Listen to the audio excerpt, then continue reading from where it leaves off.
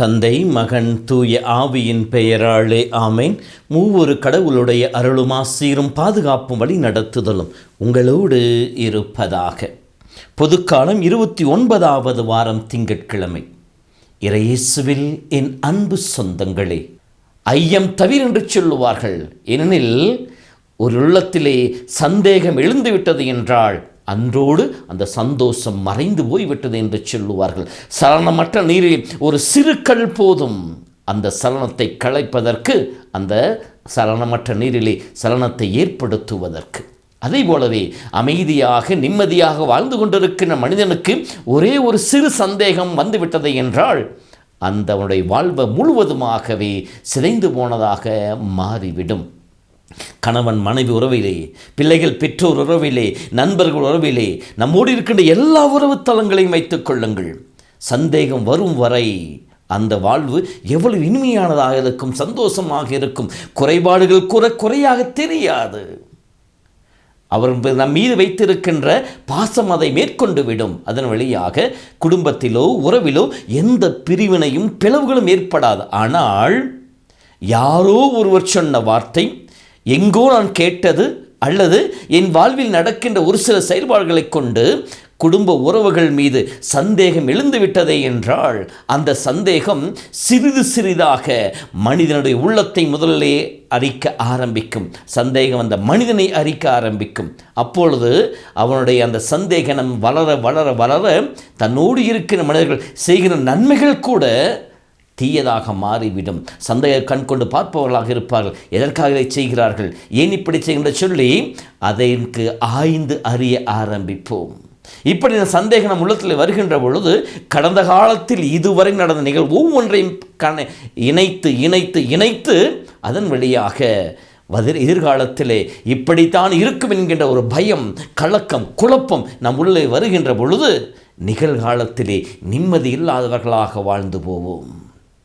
அன்பு சொந்தங்களே, நம்முடைய அன்றாட வாழ்விலே நாம் எப்படி இருக்கின்றன சிந்தித்து பார்ப்போம். நம்முடைய உறவு தளத்திலே நம்மீது நம்பிக்கை இருக்க வேண்டும், பிறர் மீதும் நம்பிக்கை இருக்க வேண்டும், இறைவன் மீதும் நம்பிக்கை இருக்க வேண்டும். இந்த 3 தளங்களிலே சந்தேகம் வந்துவிட்டதென்றால் தன் மீது இருக்க நம்பிக்கை குறைகின்ற பொழுது நம்முடைய வாழ்வின் படிக்கட்டிலே சறுக்கல்கள் ஏற்படும். பிறர் மீது இருக்கின்ற உறவிலே சந்தேகம் வந்துவிட்டது என்றால் உறவுகள் பிளவுபட ஆரம்பிக்கும், நிம்மதி நம்மை விட்டு போய்விடும். கடவுள் மீது இருக்கின்ற நம்பிக்கையை சிறு தளர்ந்து போய் ஐயப்பட ஆரம்பித்து விட்டோம் என்றால், சந்தேகம் வந்துவிட்டது என்றால் நாம் கடவுளிடம் கேட்பதை விட்டுவிடுவோம். ஜெப வாழ்விலும் ஆன்மீக வாழ்விலும் ஒரு தொய்வு ஏற்பட்டுவிடும், நம் பலம் குறைந்து போகும். அதைத்தான் மத்தேயு நற்செய்தியில் 14 படிக்கின்ற பொழுது இயேசு கடல் மீது நடந்து வருகின்ற பொழுது பேதுரு சொல்லுவார், நீர்தாம் என்றால் நானும் நடந்து வர கட்டளையிடும் என்று சொல்லுவார். கடந்து வா என்று சொல்லுகின்ற பொழுது முதலில் பேதுரு சந்தேகமெல்லாம் நடக்க ஆரம்பிப்பார்.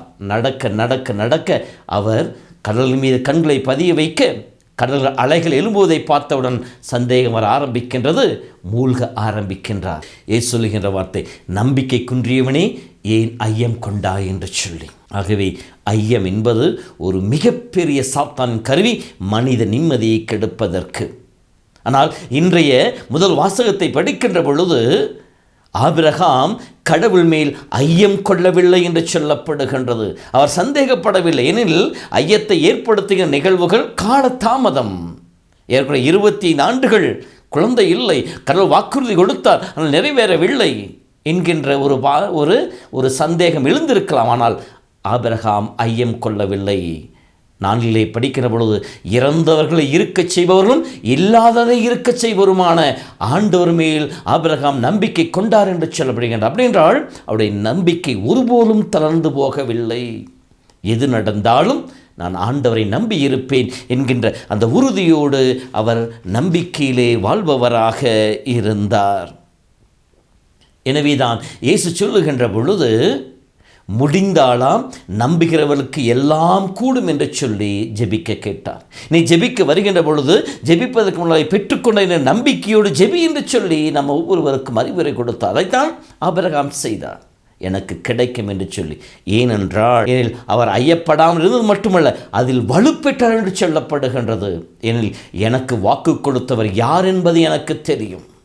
எனக்கு வாக்கு கொடுத்த கடவுள் எப்படிப்பட்டவர் என்பது எனக்கு தெரியும். ஆகவே அவருடைய வாக்குறுதி ஒருபோதும் பொய்த்து போகாது என்கின்ற அந்த ஆழமான உறுதியோடு கடவுளை பற்றி கொண்டவராக இருந்தார். கடவுள் சொல்வதையெல்லாம் செய்பவராக இருந்தார். எனவேதான் குழந்தை பிறந்து வளர்ந்து சிறுவனாக இருக்கின்ற பொழுது அவனை பலியிடு என்று சொல்கின்ற பொழுது கூட ஆபிரகாம் சிறிதும் தயங்கவில்லை. அவனை பலியிட செல்வதற்கு முன்னாலும் சொல்கின்ற வார்த்தை, நாங்கள் போய் பலியிட்டு விட்டு திரும்பி வருவோம். ஒவ்வொன்றும் அவருடைய சந்தேகம் இல்லாத நிகழ்வை எடுத்து காட்டுவதாக அமைந்திருக்கின்றது. அந்த சந்தேகம் இல்லாத நிலையினாலே அவர் விசுவாசத்திலே உறுதிப்பட்டார், வலுப்பட்டார் என்று சொல்லப்படுகின்ற தன்னை சூழ்நிலைக்கின்ற எல்லா நிகழ்வுகளும் இறைவன் என்னை திடப்படுத்தி என்கின்ற அந்த உறுதியோடு இருந்தார். மூன்றாவதாக கடவுளை மகிமைப்படுத்தினார். சந்தேகம் இல்லாத பொழுது கடவுளை மகிமைப்படுத்த ஆரம்பிக்கின்றார். எல்லாம் கடவுளுடைய மகிமைக்காக, எல்லாம் கடவுளுடைய நன்மைக்காக என்று சொல்லி எது நடந்தாலும் கடவுள் புகழப்படுவாராக என்று சொல்லி கடவுளை புகழ்பவராக இருக்கின்றார். இறுதியாக கடவுள் செய்ய வல்லவர் என்று சொல்லி உறுதியாக இருந்தார். விண்ணும் மண்ணும் ஒழிந்து போகும், அவனுடைய வார்த்தையில் ஒரு சிற்றெழுத்து புள்ளியோ அழியாது என்று சொல்லி மத்திய 5:17 வெடிப்பதை போல கடவுள் வாக்குறுதி கொடுத்திருக்கிறார், நிச்சயமாய் நிறைவேறும் என்கின்றது உறுதியோடு இருந்தார். ஆகவே அன்பு சொந்தங்களை, நம்முடைய வாழ்விலும் நம்பிக்கையோடு இருப்போம்.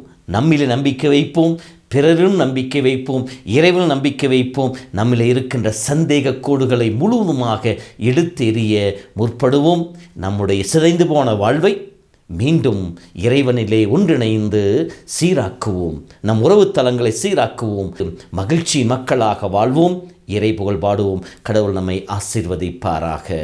ஆண்டவர் உங்களோடு இருப்பாராக. எல்லாம் வல்ல இறைவன் தந்தை, மகன், தூய ஆவி உங்களை உங்கள் குடும்பத்தை நிறைவாய் ஆசீர்வதிப்பாராக.